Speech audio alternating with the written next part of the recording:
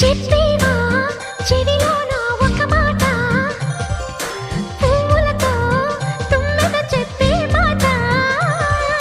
నీ చిరునవ్వు సాక్షిగా తాజ్ మహల్ నాదట, నీ పెదవంచు సాక్షిగా షాజహాను నేనట. నీ తీయని ప్రేమకి నా పెదవే నజరానా, నీ పైటకి నేనిక బానిసనే నెరజాడా. అనంతాల ఆత్మ నీవై చేరుకున్న వేళలో కోకలు కట్టిన కోయిలా కమ్మని కౌగిలియవే.